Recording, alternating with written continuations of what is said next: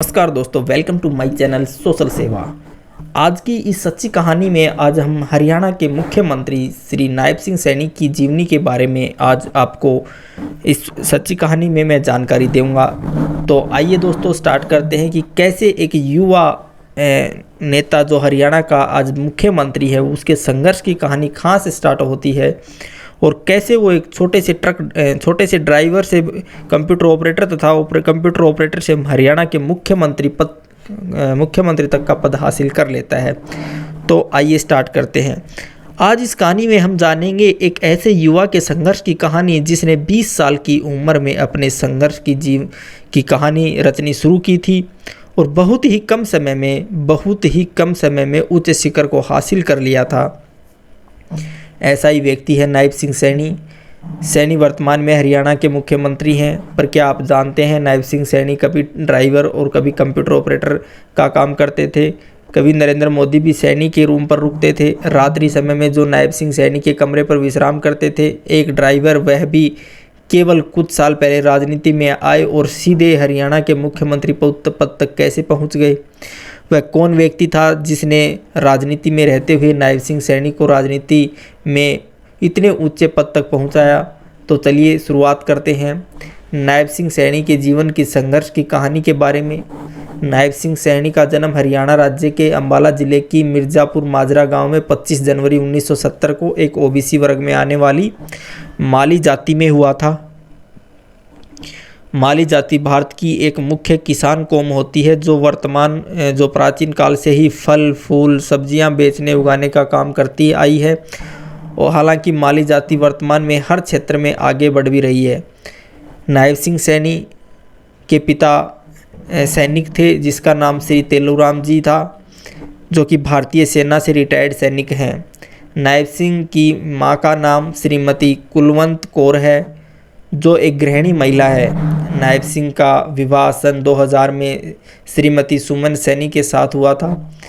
नायब सिंह सैनी की पत्नी सुमन सैनी भी जिला परिषद का चुनाव लड़ चुकी है, हालांकि वो इस चुनाव में हार गई थी। नायब सिंह की पत्नी भी राजनीति में एक्टिव है। वह कई बार नायब सिंह के लिए चुनाव प्रचार करती हुई नजर आती है। नायब सिंह की 2 संतान हैं, एक बेटा जिसका नाम अनिकेत सैनी है और एक बेटी जिसका नाम अंशिका सैनी है। अब थोड़ी नायब सिंह सैनी की शिक्षा के बारे में बात कर लेते हैं। नायब सिंह सैनी ने अपनी प्रारंभिक शिक्षा पूर्ण करने के बाद डॉक्टर BR अम्बेडकर विश्वविद्यालय मुजफ्फरपुर से BA किया था। यह जो विश्वविद्यालय अब डॉक्टर अम्बेडकर विश्वविद्यालय की एक शाखा थी। सन 2000 में चौधरी चरण सिंह विश्वविद्यालय से मेरिट से LLB की डिग्री हासिल की। वह एक वकील भी हैं, जो आज के हमारे आदरणीय मुख्यमंत्री जी हैं, वो एक एडवोकेट भी हैं। अब बात करते हैं कि उस समय की जिसने बदौलत ना केवल राजनीति में आए बल्कि अपने छोटे से करियर में मुख्यमंत्री पद तक पहुंच गए। तो ये बात है सन 1990 के दशक की, जब RSS यानी राष्ट्रीय स्वयं सेवक संघ हरियाणा राज्य में RSS का प्रसार करके नवयुवकों को संघ से जोड़ने का कार्य कर रहा था। संघ अपना प्रचार करके युवकों को शामिल कर रहा था। उस समय 20 वर्षीय हरियाणवी माली सैनी समाज का एक युवा नायब सिंह को इस संघ के बारे में पता चला। तो नायब सिंह की इच्छा संघ की कार्यप्रणाली को जानने की हुई कि भाई ये संघ क्या है, किस तरह कार्य करता है। और नायब सिंह संघ को जानने लगे, वह शाखाओं में को ज्वाइन करने लगे। संघ के राष्ट्रीय निर्माण की कार्यप्रणाली नायब सिंह सैनी के हृदय में उतर गई। अब जब राष्ट्र संघ के निर्माण की बात करता था, उस बात को सुनकर जो नायब सिंह सैनी काफ़ी प्रभावित हुए और उन्होंने संघ को ज्वाइन कर लिया। तो नायब सिंह सैनी ने पंचकुला में स्थित संघ कार्यालय में जाकर संघ में शामिल होकर कार्य करने की इच्छा जाहिर की कि इधर संघ को युवाओं की ज़रूरत थी। इस कार्यालय से नायब सिंह सैनी की मुलाकात श्री मनोहर लाल खट्टर से हुई थी।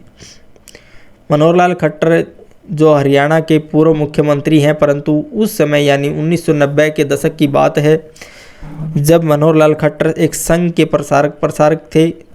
जब तक वे राजनीति में नहीं आए थे, हरियाणा में संघ प्रचार करते थे। मनोहर लाल खट्टर ने नायब सिंह सैनी की संघ के प्रति रुचि देखकर सैनिकों को पत्र लिखने का काम सौंप दिया था। उस समय पत्र व्यवहार ज़्यादा होता था, साथ ही कंप्यूटर सीखने की सलाह दी थी। मतलब श्री मनोहर लाल खट्टर ने 1990 के दशक की बात है, जिस टाइम कंप्यूटर किसी एक आध व्यक्ति के पास होते थे, उस समय श्री मनोहर लाल खट्टर ने श्री नायब सिंह सैनी को कंप्यूटर सीखने की सलाह दी थी और उसने कहा था कि आप कंप्यूटर सीख लीजिए। उस समय कंप्यूटर बहुत बड़ी चीज़ हुआ करती थी, न तो किसी को जल्दी से आती थी और न ही किसी के पास मौजूद थे। हर व्यक्ति के पास कंप्यूटर होना सब मतलब बहुत बड़ी बात थी, किसी के पास कंप्यूटर होना। सैनी के संघ के प्रति कार्य करने की रुचि ने मनोहर लाल खट्टर और नायब सिंह सैनी के बीच में काफ़ी नज़दीकियाँ बना दी थी। अब मनोहर लाल खट्टर किसी भी दौरे पर जाते तो नायब सिंह सैनी मनोहर लाल खट्टर की गाड़ी चलाते थे। मतलब जब श्री मनोहर लाल खट्टर जब संघ के प्रचारक हुआ करते थे तो उस टाइम पे जब वो कहीं भी जाते तो श्री नायब सिंह सैनी जो आज हमारे मुख्यमंत्री हैं वो हमारे पूर्व मुख्यमंत्री की गाड़ी चलाते थे। पर नायब सिंह सैनी घर आने जाने पर मतलब उनको आर्थिक मुश्किलों का सामना करना पड़ता था। तभी एक दिन सैनी ने खट्टर को अपनी बात बताई तो खट्टर ने सैनी को अपने कार्यालय में रहने के लिए रूम दे दिया था और उस रूम में खट्टर और सैनी साहब दोनों साथ में रहते थे। उस समय गुजरात संघ और भाजपा के लिए काम करने वाला व्यक्ति श्री नरेंद्र मोदी था, जो वर्तमान में आज हमारे भारत का प्रधानमंत्री है। वह भी संघ प्रचार के रूप में जब हरियाणा में आते तो उसी रूम में ही रुकते थे जिसमें नायब सिंह सैनी रहते। नरेंद्र मोदी और नायब सिंह सैनी की मुलाकात भी काफ़ी पुरानी है। 1990 के दशक से ही नायब सिंह सैनी को गोरक्षा आंदोलन का पक्का समर्थक भी माना जाता है, उसको एक बड़ा गौ सेवक भी माना जाता है। और नायब सिंह सैनी की राजनीति की पृष्ठभूमि इस पंचकुला संघ कार्यालय से ही रची गई थी। यहाँ से इनकी राजनीति की छोटी सी शुरुआत हुई थी, क्योंकि मनोहर लाल खट्टर अब राजनीति में जो सक्रिय होकर भाजपा के बड़े नेतृत्व संभालने लग गए थे। मनोहर लाल खट्टर वह संघ भाजपा में शामिल हो गए थे और खट्टर के सबसे करीब थे नायब सिंह सैनी। 1996 में सैनी ने भाजपा में खट्टर के नेतृत्व में कार्यकर्ता के रूप में कार्य करना शुरू कर दिया था। तब जाकर 2002 में नायब सिंह सैनी को अंबाला से भाजपा युवा मोर्चा का महासचिव बनाया गया। यह पहला उनका राजनीतिक करियर था। 2005 में युवा मोर्चा अध्यक्ष बना दिया गया था। सैनी संगठन के अंदर बहुत सी इच्छा कार्य कर रहे थे, लेकिन सैनी की पहचान जनता के बीच में बिल्कुल नहीं थी। किसी भी राजनेता की जनता के बीच में अच्छी पकड़ ना हो तो वह राजनीति में बिना किसी स्पोर्ट में सफल नहीं हो सकता। पर नायब सिंह सैनी की ज़िंदगी में यहीं से एक नया मोड़ आया, जब अंबाला की एक शुगर मिल में गन्ना के भुगतान के लिए बहुत से किसान आंदोलन कर रहे थे। उन किसानों को गन्ना का भुगतान नहीं मिल रहा था, वह आंदोलन पर उतर गए थे। इसी आंदोलन का फ़ायदा उठाया नायब सिंह सैनी ने और आंदोलन में नायब सिंह सैनी ने अपनी महत्वपूर्ण भूमिका निभाकर जनता के बीच में अपना चेहरा प्रस्तुत किया। किसानों के बीच में अच्छी पैठ बना ली। नायब सिंह सैनी की किसानों के बीच में पकड़ पैठ को देखकर भाजपा ने भी तुरंत नायब सिंह सैनी को किसान मोर्चा का प्रदेश महासचिव नियुक्त कर दिया है। हरियाणा के अंदर इस समय सैनी को बहुत सी मुश्किलों का सामना करना पड़ा था, क्योंकि बड़े बड़े किसान नेताओं से उनका सामना होता था। उनके सामने बड़े बड़े विधायक, पूर्व मंत्री भी थे। उनको इन चीज़ों जो बहुत मतलब इनसे बहुत टक्कर लेनी पड़ी थी, उनका सामना करना पड़ा था और उनका समाधान भी किया। सन 2014 में खट्टर की सिफारिश से श्री नायब सिंह सैनी को हरियाणा के नारायणगढ़ से विधानसभा के चुनाव में उतारा गया। यह अंबाला में आती है और नायब सिंह सैनी ने पहली बार विधायक बनकर हरियाणा विधानसभा चुनाव में हरियाणा विधानसभा में पहुंचे और 2019 में नायब सिंह सैनी हरियाणा के कुरुक्षेत्र से लोकसभा से सांसद बने और 2023 में भाजपा सरकार ने नायब सिंह सैनी को हरियाणा का पार्टी अध्यक्ष बना दिया। इसके पीछे कारण ये था कि हरियाणा में रह रहे बड़ी संख्या में ओबीसी मतदाताओं को भाजपा की ओर लाना था, क्योंकि यह जो सैनी है यह ओबीसी वर्ग में आते हैं और ओबीसी जो उस समय कांग्रेस की समर्थक थी। सैनी के आने के बाद 2014 में पहली बार भाजपा हरियाणा में जीत हासिल की थी, इसीलिए उन्होंने इनको पार्टी का अध्यक्ष बना लिया ताकि ओबीसी का वोट बैंक वो भाजपा की तरफ आए, और इससे भाजपा सफल भी रही। 12 मार्च 2024 को नायब सिंह सैनी को हरियाणा का मुख्यमंत्री बनाया गया। यह मुख्यमंत्री खट्टर को बदलकर बनाया गया था, क्योंकि उस समय पहले खट्टर जो हरियाणा श्री मनोहर लाल खट्टर मुख्यमंत्री थे, उनको हटाकर जो इनको नायब सिंह सैनी को हरियाणा का मुख्यमंत्री बना दिया था। 2024 में लोकसभा चुनाव के थे, लोकसभा चुनाव से ठीक पहले ही जो इनको सैनी को मुख्यमंत्री बनाया था, और हरियाणा सहित आसपास के हिस्से में भाजपा के खिलाफ किसान आंदोलन नाराज थे।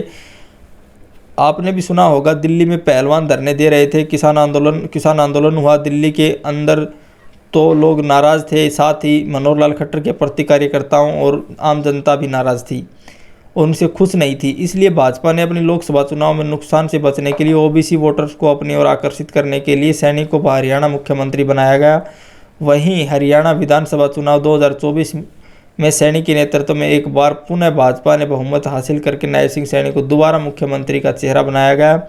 नायब सिंह सैनी मात्र 10 साल के कैरियर में अपने करियर के अंदर जो मुख्यमंत्री पद तक पहुंच गए, इतने कम समय में जो बहुत कम लोग जाते हैं, लगभग ना के बराबर इस पद पर पहुंच पाते हैं। नायब सिंह सैनी के पीछे संघ और मनोहर लाल खट्टर का भी हाथ है, क्योंकि जब मनोहर लाल खट्टर को इस्तीफा देने के लिए बोला कि भाई आप पद छोड़ दीजिए, तो मनोहर लाल खट्टर ने अंदरूनी बात करके कहा था कि जो नायब सिंह सैनी को विधायक दल का नेता बना लीजिए।